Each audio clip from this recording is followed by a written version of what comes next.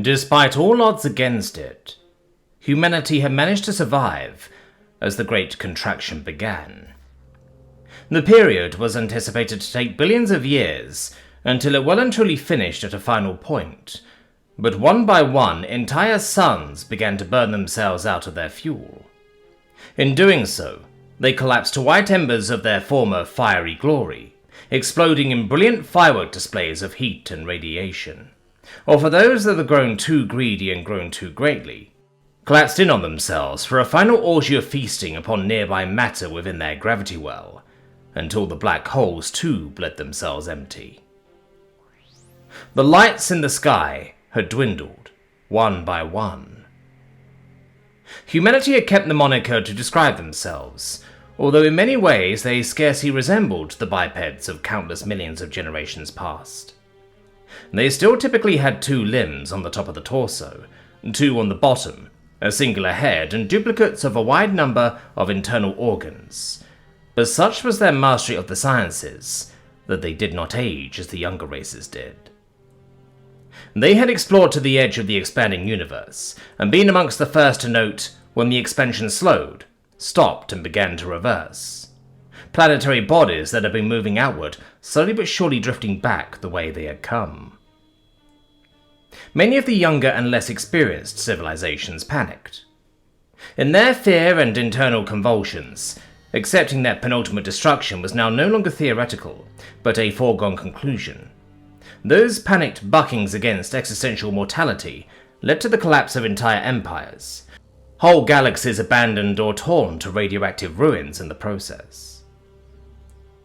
But throughout it all, above it all, tucked away into a humble arm of a galaxy not even near the universal center, lay humanity. As civilizations rose and fell, trying to control what territory they could in the time they had left, humanity toiled carefully, ponderously, and those observing the enigmatic species from afar saw a curious sight. Even as the lights of the Milky Way began to slowly fade, punctuated by the occasional staccato of supernovas, where a star refused to go quietly into that good eternal night, the star of humanity's homeworld continued to burn a steady, even yellow. Millions of years of observations confirmed that the star varied little, with even the solar flares and pulses one would expect of a star in the normal cycle of aging fusion reduced to mere flickers, as the star continued to outlive the lifespan expectations of all known science. However, this secret was not shared with others, and while humanity had abandoned and withdrawn from its colonies, that once spread across entire strands of the universe's superclusters, they now just dwelled on their homeworld, a population of seemingly a mere trillion, when once they could have outnumbered the stars in the sky. The first to dare intrude with anything more than investigative scout ships or diplomatic envoys into the Terran solar system were the stragglers and remainder of a relocation fleet. The people it carried were among the earliest victims of the darkening of the outer reaches of the universe. They had fled toward the center, but through thousands of years of travel had heard again and again of the wonders of humanity, their ever-burning and seemingly immortal star, and they too began to covet their stability. It was suspected by many that the relocation fleet had intended to perhaps make a suicidal last stand, a challenge of combat against the humans, and lay the wreckage of their people amongst the wreckage of so many thousands of other species that had tried and failed to break themselves on humanity's shores, their debris relegated to scrap filling the solar system's asteroid belt.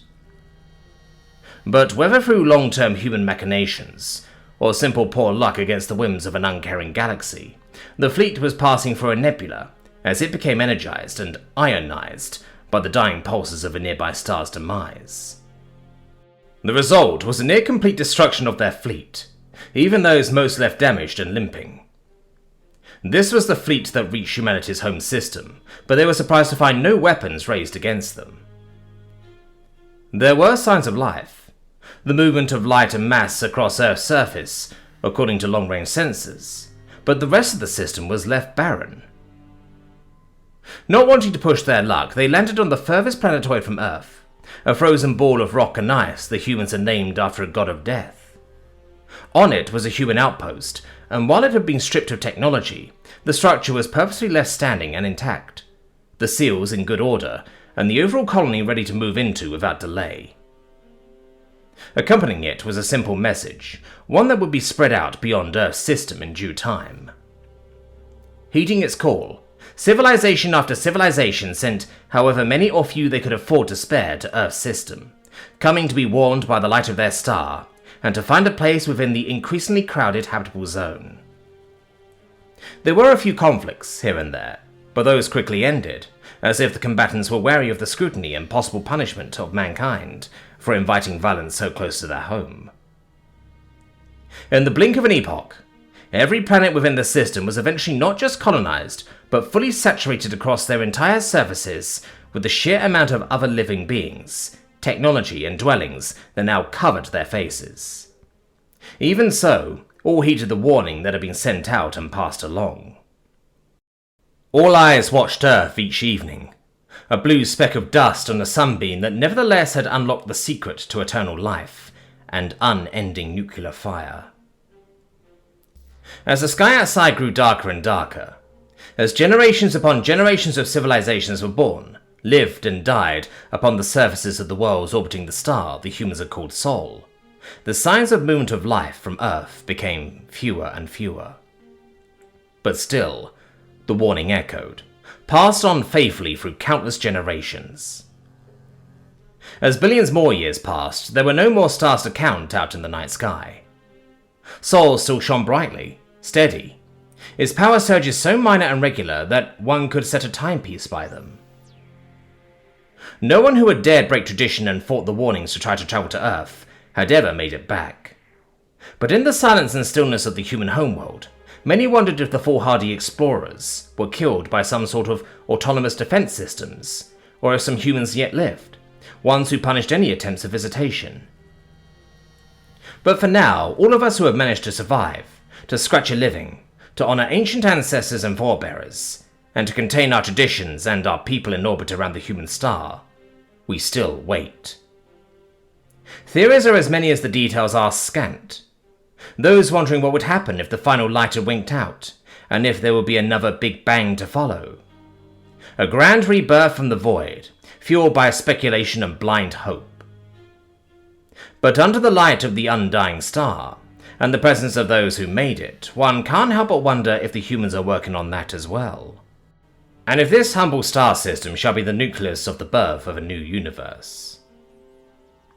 The simplest way to determine this would be simply to ask the humans. However, as even the youngest born here will be able to tell you, this would be unwise.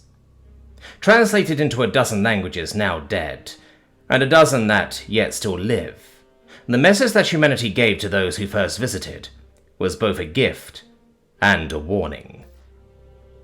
All these worlds are yours, except Terra. Attempt no landing there.